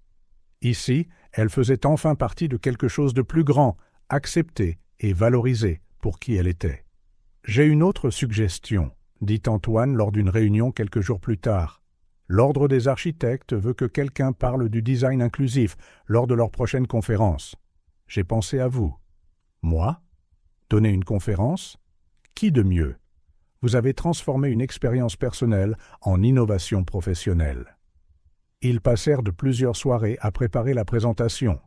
L'une de ces nuits, après que les jumelles furent au lit et que Marie-Thérèse fut partie, Sophie et Antoine se retrouvèrent seuls au bureau. « Je pense que cette diapositive devrait venir plus tôt, » suggéra-t-elle, se penchant sur l'ordinateur portable. Antoine se rapprocha pour voir, son bras frôlant légèrement le sien. Le contact accidentel envoya des frissons le long de sa peau. Quand elle tourna la tête, leurs visages étaient dangereusement proches. Un instant, le temps sembla s'arrêter. Le regard d'Antoine se déplaça vers ses lèvres, et Sophie sentit son cœur s'emballer. La distance entre eux diminua lentement. Le téléphone sonna, perçant le silence du bureau. Tous deux se reculèrent brusquement, le moment brisé. « Allô ?» répondit Antoine, la voix légèrement rauque. « Oui ? Oui, je comprends. Non, nous pouvons reporter à demain. » Sophie profita de l'interruption pour se ressaisir, ses mains tremblant légèrement en organisant les papiers. « Sophie, » dit-il après avoir raccroché, « à propos de ce qui a failli. »« Il est tard, » le coupa-t-elle doucement. « Je dois y aller. » Dans le taxi qui la ramenait chez elle, Sophie feuilleta distraitement le journal du jour. Son visage lui souriait depuis un nouvel article, cette fois sur les femmes qui réussissent dans le marché de l'architecture. La peur qui avait diminué ces derniers mois revint avec une force décuplée. Et si Alain voyait les articles? Et s'il découvrait où elle était? Les photos affichaient clairement le nom de l'entreprise, son nouveau poste. À la maison, elle trouva une autre note des jumelles sous son oreiller. « Nous t'aimons, maman super-héroïne. » Sophie s'assit sur le bord de son lit, serrant la note dans ses mains. Elle avait tant construit, tant accompli. Les jumelles étaient heureuses, en sécurité. Elle avait un travail qu'elle aimait, des gens qui se souciaient d'elle, un avenir. Pour la première fois depuis des années. Et Antoine? Le quasi-baiser brûlait encore dans sa mémoire. C'était un terrain dangereux, elle le savait. Ouvrir son cœur signifiait risquer à nouveau la vulnérabilité. Mais il y avait quelque chose de différent chez lui. Dans la façon dont il respectait son espace, se souciait sincèrement des jumelles, croyait en elles plus qu'elle ne croyait en elle-même parfois. Son téléphone vibra avec un message de sa part. « Désolé pour ce soir, je ne veux pas que tu te sentes sous pression. Toi et les filles, passez en premier. » Sophie relut le texto plusieurs fois, un sourire réticent traversant ses lèvres. Peut-être. Le journal sur la table attira à nouveau son regard. Sa photo, en gras. La peur et l'espoir menaient leur bataille familière dans sa poitrine. « S'il te plaît, murmura-t-elle dans le vide, ne le laisse pas nous trouver. Pas maintenant. Pas quand nous avons enfin... » Elle ne termina pas la phrase. Dans la pièce voisine, elle pouvait entendre la douce respiration des jumelles. Sur son bureau, les plans pour la conférence l'attendaient. Dans son cœur, des sentiments longtemps endormis avaient commencé à s'agiter. Il y avait tant à perdre, tant à protéger, mais aussi, pour la première fois depuis des années, tant à gagner. Le jeudi se leva, gris, menaçant la pluie. Sophie venait de déposer les jumelles à l'école et arrivait au bureau quand elle le vit. Une silhouette chancelante près de l'entrée du bâtiment, tenant un journal froissé. Son sang se glaça. Même après tout ce temps, même à distance, son corps reconnut instinctivement la menace. Alain. Un instant, le monde ralentit. Sophie resta figée dans sa voiture, son esprit lui hurlant de s'enfuir, de protéger les filles. Mais avant qu'elle ne puisse agir, Alain la repéra. « Alors c'est ici que tu te cachais » gronda-t-il en marchant vers sa voiture. Elle pouvait sentir l'alcool même à travers la vitre fermée. La grande architecte, la mère de l'année. Sophie serra si fort le volant que ses doigts devinrent blancs. Dans le rétroviseur, elle vit Nadine arriver au travail, sentant immédiatement que quelque chose n'allait pas. « Sors de la voiture, Sophie » Alain frappa à la vitre. « On doit parler du fait que tu m'as volé mes filles. Est-ce que tout va bien ?» La voix de Nadine parvint au téléphone de Sophie. À un moment donné, elle avait dû composer. « Sophie, la sécurité est en route. » Alain continuait de marteler la vitre, sa voix de plus en plus forte. « Tu crois que tu peux m'humilier comme ça? Ta tête dans les journaux, à faire la belle ?» Dans le miroir, Sophie vit Philippe et Chantal arriver, s'arrêtant en réalisant ce qui se passait. Son téléphone vibrait sans arrêt. Probablement Antoine. « Sors de la voiture !» rugit Alain, frappant maintenant la vitre assez fort pour secouer le véhicule. Le son, ce son si familier de la violence, sur le point d'éclater, brisa finalement sa paralysie. D'une main tremblante, Sophie attrapa son téléphone. « Antoine !» murmura-t-elle, la voix à peine audible. « Il est là. Je suis à 5 minutes. » Sa voix était contrôlée, mais tendue. « La police est en route. Ne sors pas de la voiture. » Mais à ce moment, Alain commença à donner des coups de pied dans la portière. Les chocs métalliques résonnèrent dans les os de Sophie, remuant les souvenirs d'autres portes, d'autres moments de terreur. « Madame !» L'un des gardiens de sécurité du bâtiment s'approcha prudemment. « Avez-vous besoin d'aide ?» Alain se tourna vers lui, chancelant. « C'est une affaire de famille. Reculez. » Sophie vit d'autres collègues arriver au travail, tous s'arrêtant, choqués par la scène. Nadine était toujours au téléphone, probablement aussi avec la police. Chantal et Philippe se tenaient à proximité, prêts à intervenir si nécessaire. « Tu n'as plus aucun pouvoir sur moi », se murmura Sophie, se rappelant les mots de son thérapeute, puisant une force qu'elle ne se savait pas posséder. Elle ouvrit la portière de la voiture. Alain recula, momentanément surpris. « Pars », dit-elle, sa voix plus stable qu'elle ne l'aurait cru. Tu n'as plus aucun droit sur nous. » « Des droits ?» laissa-t-il échapper un rire amer, agitant le journal froissé. « Tu kidnappes mes filles, tu me salis publiquement et tu parles de droits ? Tu as perdu tous tes droits quand tu as levé la main sur elles, » répondit Sophie en s'avançant. Derrière elle, elle pouvait sentir la présence protectrice de ses collègues. « Quand tu les as fait vivre dans la peur de leur propre père.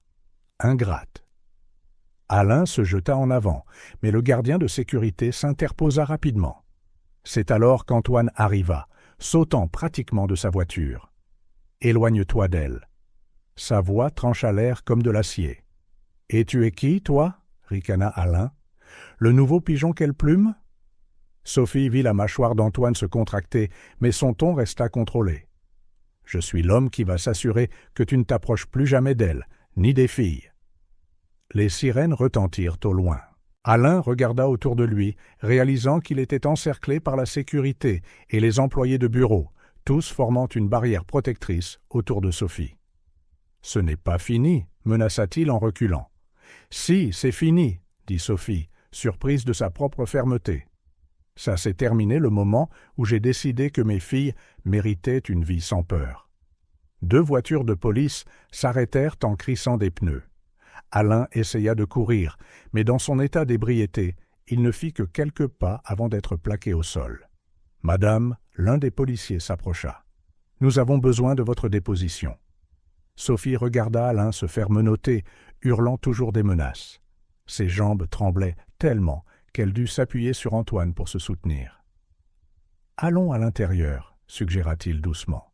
« Vous pouvez faire votre déposition dans mon bureau. » Dans l'ascenseur, entourée de ses collègues protecteurs, Sophie laissa enfin les larmes couler. « Chut !» Nadine la serra dans ses bras. « C'est fini. Tu es en sécurité. »« Les filles ?» sanglota Sophie. « Je dois aller chercher les filles. J'ai déjà appelé Marie-Thérèse, » l'assura Antoine. « Elle ira les chercher et les ramènera directement à la maison. Nous avons aussi de la sécurité postée à l'école. » Dans le bureau d'Antoine, tandis qu'ils attendirent que la police monte, Sophie essaya de contrôler sa respiration. « Tiens !» Chantal lui offrit un verre d'eau. « Et j'ai appelé ma sœur. C'est la meilleure avocate en droit de la famille de la ville. Elle s'occupera personnellement de ton dossier. Je ne peux pas me le permettre. »« L'entreprise couvrira tous les frais de justice, » dit doucement Antoine.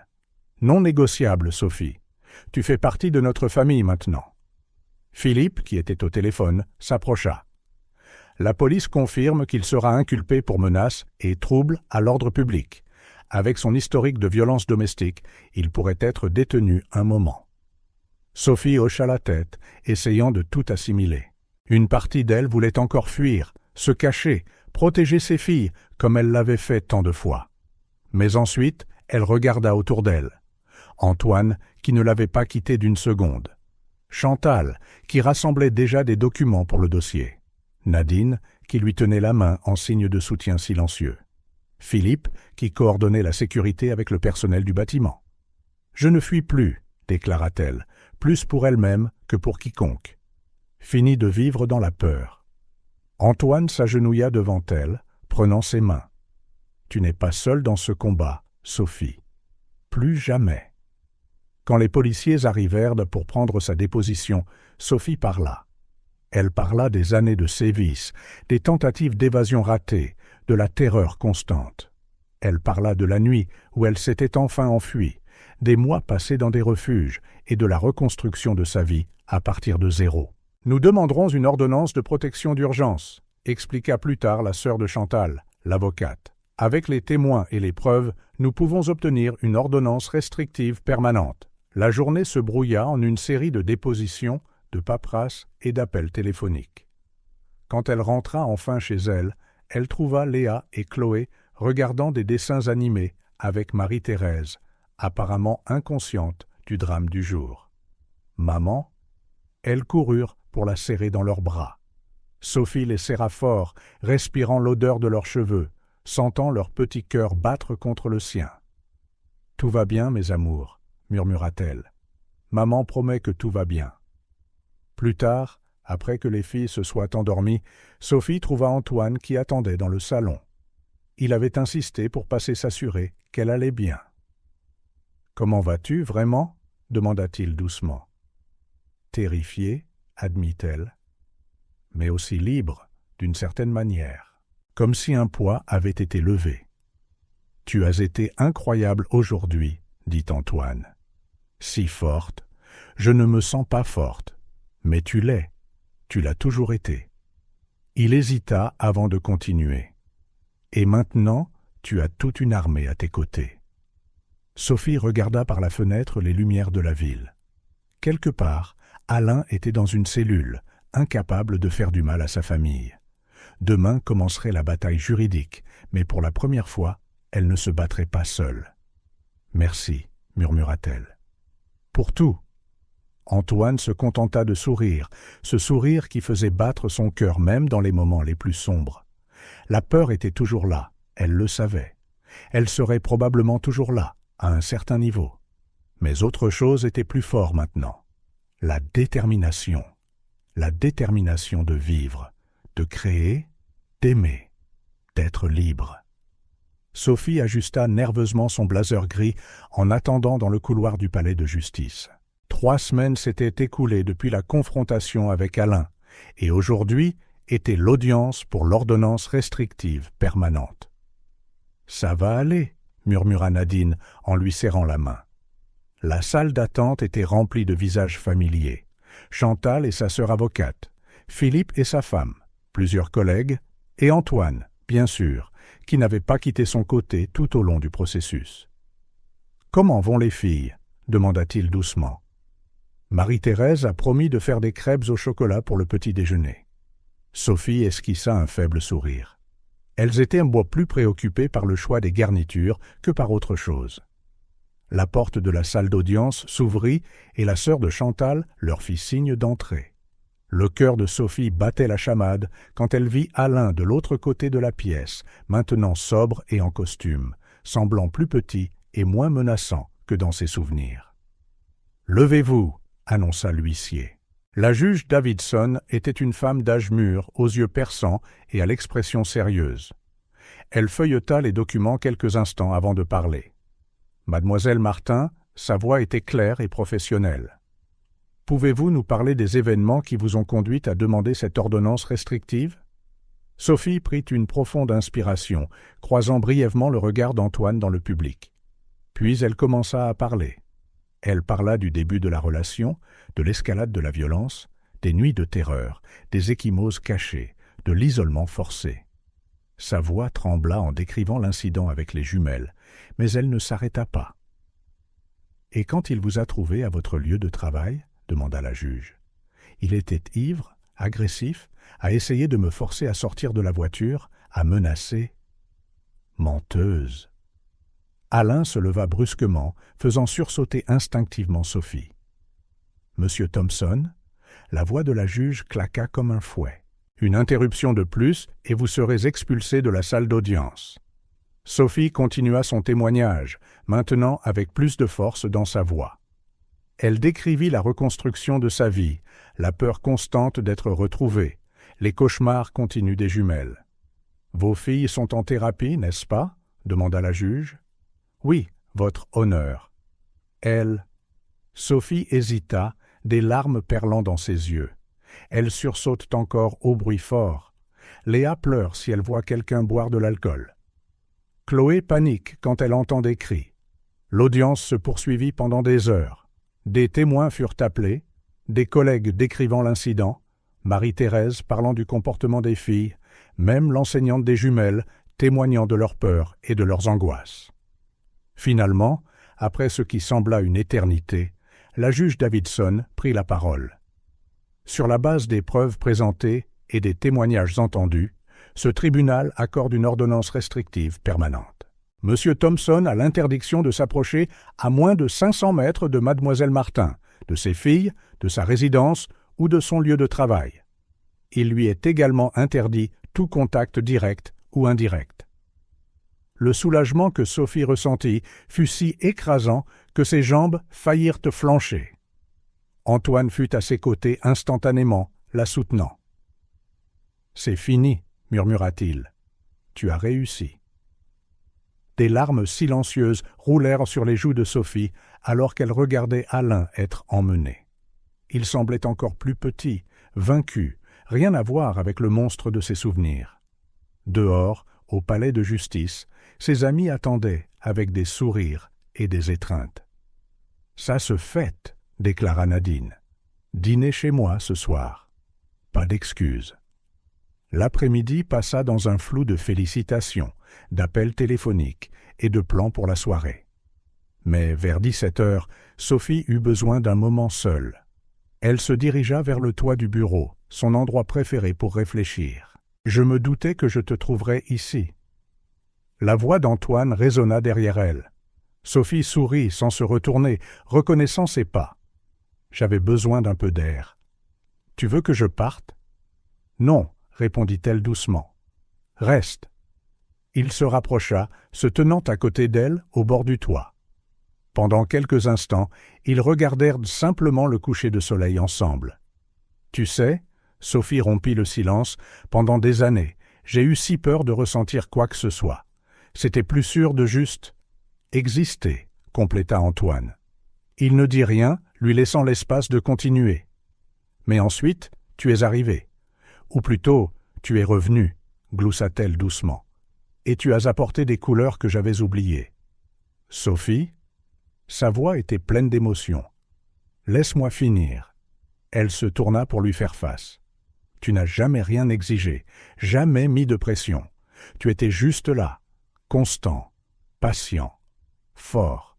Je le serai toujours, » promit-il doucement. « Je sais, » sourit-elle à travers ses larmes. « Et ça, à la fois, ça me rassure et ça me terrifie. » Antoine leva lentement la main, lui laissant le temps de se reculer, et lui toucha le visage avec une douceur infinie. « Je t'aime, » dit-il simplement. « Probablement que je n'ai jamais cessé, même après toutes ces années. » Sophie ferma les yeux, s'appuyant contre son contact. « Je t'aime aussi, » murmura-t-elle. « Et ça me fait si peur. Tu n'as pas à avoir peur. » Il se pencha plus près.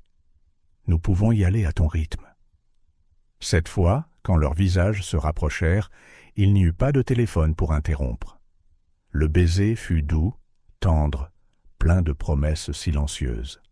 « Papa ?» Un cri aigu les fit se séparer. Léa et Chloé se tenaient à l'entrée du toit, Marie-Thérèse derrière elles, avec un sourire conspirateur. « Désolée, » rit la baby-sitter. Elles ont insisté pour faire une surprise. Maman a embrassé tonton Antoine. Léa rebondit d'excitation. « Est-ce que ça veut dire qu'il va être notre papa ?» demanda Chloé avec espoir. Sophie sentit son cœur se gonfler d'amour alors qu'Antoine s'agenouillait au niveau des filles. « Ça veut dire, dit-il sérieusement, que je tiens beaucoup à votre maman, et à vous deux, et si vous me le permettez, j'aimerais faire partie de vos vies. » Les jumelles échangèrent un regard avant que Léa ne déclare. « D'accord, mais tu dois promettre de faire les voix de dragon aussi bien que Marie-Thérèse. » Le rire d'Antoine résonna sur le toit, authentique et libre. Sophie le regarda se faire plaquer par un double câlin, le cœur débordant d'une émotion qu'elle n'avait pas ressentie depuis si longtemps. Un bonheur pur, sans peur. Plus tard, à la fête chez Nadine, entourée d'amis qui étaient devenus une famille, Sophie s'autorisa à croire vraiment aux secondes chances, au nouveau départ, à l'amour, à un avenir sans peur. La petite chapelle était décorée de fleurs blanches et de douces nuances de bleu. Sophie contemplait son reflet dans le miroir pendant que Marie-Thérèse ajustait les derniers détails de sa robe, simple et élégante, telle qu'elle l'avait rêvée. « Maman ?» Léa fit irruption dans la pièce, sa robe bleu clair s'évasant à chacun de ses mouvements. « Chloé ne veut pas porter la couronne de fleurs. »« Ce n'est pas une couronne, » argumenta Chloé en la suivant. « C'est une guirlande et ça gratte. » Sophie ne put s'empêcher de sourire. 6 mois s'étaient écoulés depuis l'audience au tribunal, depuis ce premier baiser sur le toit. 6 mois d'un amour grandissant, d'une famille en formation et de rêves devenus réalité. « Venez ici », fit-elle signe à ses filles de s'approcher. « Je vais vous dire un secret. » Les filles se rapprochèrent, curieuses. Sophie leur caressa les joues roses. « Saviez-vous que quand j'étais petite, je détestais aussi porter des fleurs dans les cheveux ?»« Vraiment ?» Les yeux de Chloé s'écarquillèrent. « Vraiment.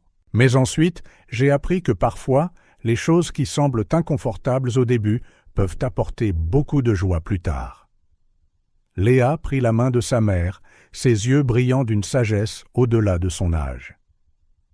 Comme quand on a rencontré papa Antoine. Le titre était encore nouveau. Elle n'avait commencé à l'appeler papa que 2 semaines auparavant, de leur propre chef.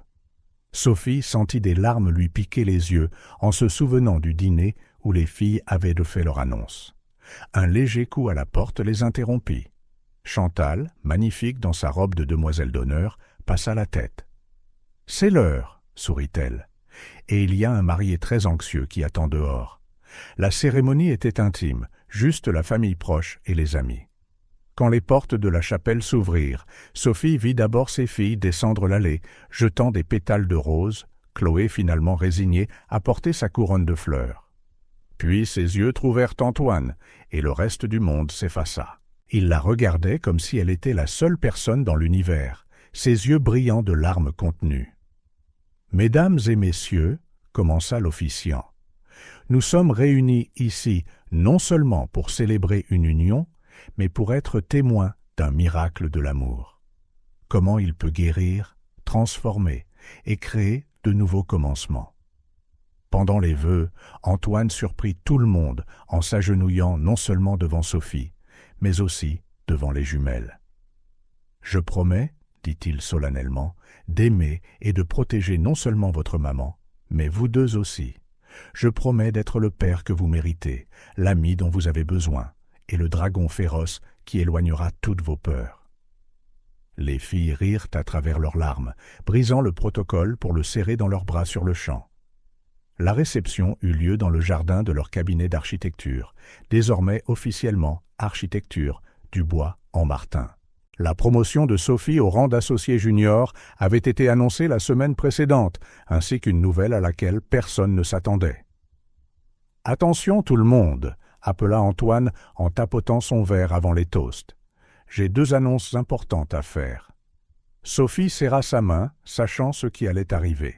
« Premièrement, continua-t-il, je suis fier d'annoncer la création de la Fondation Nouveau Départ, dédiée à soutenir les victimes de violences domestiques, offrant non seulement un abri, mais aussi des opportunités pour un nouveau départ. Bourse d'études, formation professionnelle et logement de transition. » Des applaudissements émus remplirent le jardin. Sophie vit Marie-Thérèse essuyer discrètement des larmes. « Et deuxièmement, sourit Antoine en attirant Sophie près de lui, dans environ 7 mois, nos petites architectes ici auront un petit frère ou une petite sœur pour aider au projet. » Les jumelles, qui connaissaient déjà le secret, sautèrent d'excitation. Léa se précipita pour poser sa main sur le ventre, à peine visible de sa mère, tandis que Chloé faisait déjà des plans. « Si c'est une fille, elle pourra dormir de mon côté de la chambre. »« Non, de mon côté, » protesta Léa. 3 mois plus tard, Sophie était assise dans le bureau de leur nouvelle maison, un design qu'elle et Antoine avaient créé ensemble. Les plans de construction s'étalèrent sur le bureau, certains coins gribouillés par les jumelles. « Que penses-tu de changer l'aménagement du jardin ?» demanda Antoine en se penchant, une main posée de manière protectrice sur son ventre maintenant visible. « On pourrait créer une aire de jeu spéciale pour les enfants avec une cabane dans les arbres. Et un parterre de fleurs juste pour Chloé, et des balançoires hautes pour Léa, suggéra Sophie en souriant, en sentant un coup de pied du bébé. Dehors, il pouvait entendre les rires des filles qui jouaient avec Marie-Thérèse, qui insistait pour rester partie de la famille, même après le mariage de Sophie et Antoine. Sophie ferma les yeux, s'adossant contre le torse d'Antoine. Parfois, il était encore difficile de croire que c'était sa vie maintenant, que la femme terrifiée mendiant dans la rue était devenue une professionnelle respectée, une épouse aimée, une mère confiante. « À quoi tu penses ?» Antoine lui embrassa doucement le cou. « Au voyage, » répondit-elle. « Comment parfois nous avons besoin de nous perdre complètement pour trouver le bon chemin. Des regrets ?» Sophie réfléchit un instant, touchant son alliance. « Non. Chaque pas, chaque peur, chaque larme. Tout m'a mené ici. À toi. À nous. Un cri joyeux les interrompit. Léa et Chloé firent irruption dans le bureau, portant des dessins. « Regarde, maman !» Chloé tendit son papier. « J'ai dessiné notre famille. » Sophie prit le dessin, le cœur débordant d'amour. Ils étaient là, Antoine, elle, avec son ventre rond, les jumelles, même Marie-Thérèse en arrière-plan.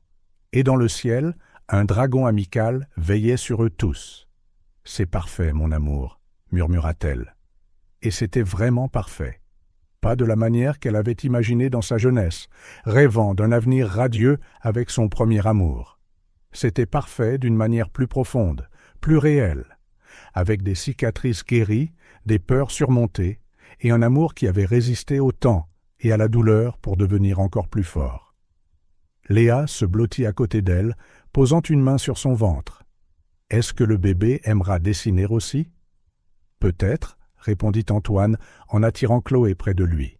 « Mais le plus important, c'est qu'il ou elle a déjà les meilleures grandes sœurs du monde. » Sophie regarda sa famille, celle que le destin lui avait donnée et celle qu'elle avait choisi de construire. Le soleil de l'après-midi brillait à travers les fenêtres, baignant tout d'une lueur dorée de promesses. Le « ils » vécurent heureux qui semblait autrefois impossible n'était pas seulement devenu une réalité. Il s'était transformé en quelque chose d'encore plus précieux. Un bonheur réel, construit jour après jour, renforcé par les épreuves surmontées, et rendu éternel par l'amour qui grandissait à chaque instant. À l'intérieur d'elle, le bébé bougea à nouveau, comme en accord. Sophie sourit, comblée. Ce n'était pas une fin, juste le début d'un autre chapitre merveilleux de son histoire d'amour, de courage et de rédemption.